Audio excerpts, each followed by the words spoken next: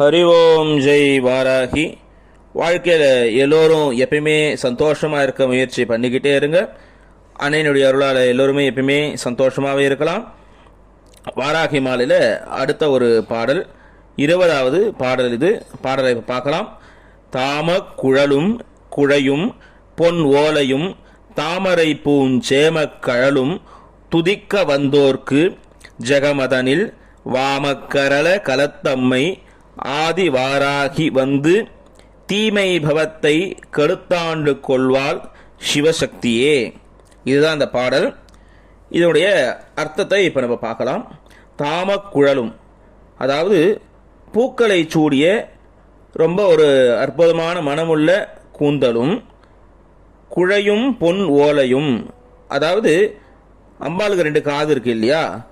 ஒரு காதில், அதாவது வலது காதில் ஆண்கள் போட்டுக்கிறது அணிகலன். காதில் ஆண்கள் பெண்கள் 2 பேருமே அணிகலன் போட்டுப்பாங்க. ஆண்கள் போட்டுக்கிற அணிகலன் பேர் குழை அப்படின்னு பேர்.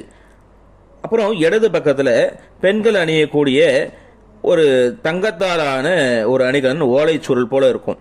அது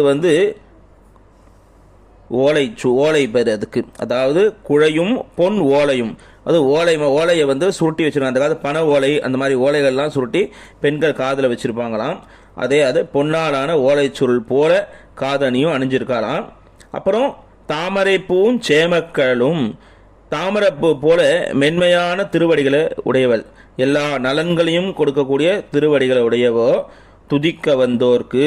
இந்த மாதிரி அம்பாலை யார் யாரெல்லாம் தியானம் பண்ணுறாளோ, அதாவது அம்பாலை அழகான மனமிக்க கூந்தலோ இருக்க மாதிரியும், 2 காதில் 2 ஆண்கள் அணியக்கூடிய குழை, பெண்கள் அணியக்கூடிய பொன்னாலான ஓலைச்சுருள் போல, அப்புறம் தாமரை பூ போல மென்மையான திருப்பாதங்களே இருக்கிற மாதிரி அன்னையை யார் யாரெல்லாம் தியானம் பண்ணுறாங்களோ துதிக்க வந்தோர்க்கு, இந்த மாதிரிலாம் தியானம் செய்யும் போது ஜெகமதனில், இந்த உலகத்தில் வாமக்கரள, அதாவது விஷம் சாப்பிட்டார் இல்லையா சிவபெருமான், நஞ்சுண்ட சிவன், அவரோட இடப்பாகத்தில் இருக்கிற அகலத்தம்மை, கலங்கமே இல்லாத உருவத்தை உடைய ஆதி வாராகி. இங்கே பார்த்தீங்கன்னா அன்னை பராசக்தியை ஆதி வாராகியா இங்கே உருவகப்படுத்துகிறாங்க.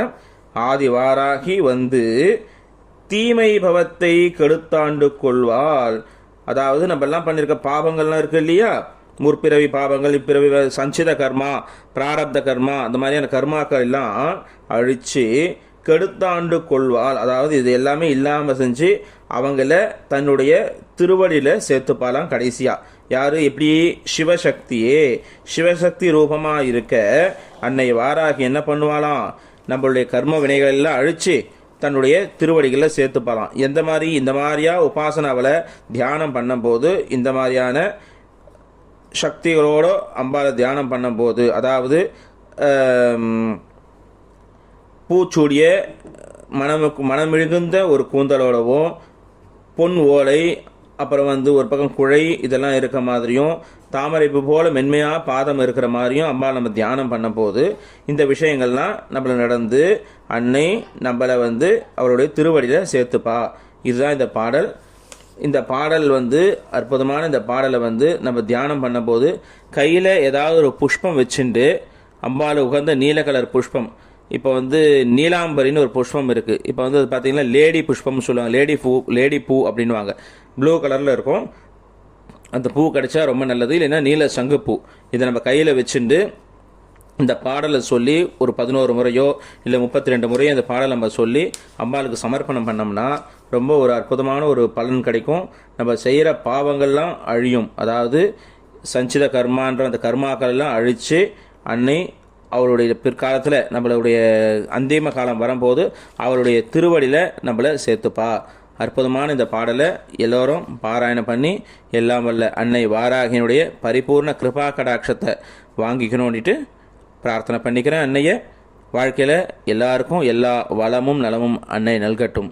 ஹரி ஓம் ஜெய் வாராகி. ஹரி ஓம் ஜெய் வாராகி. ஹரி ஓம் ஜெய் வாராகி.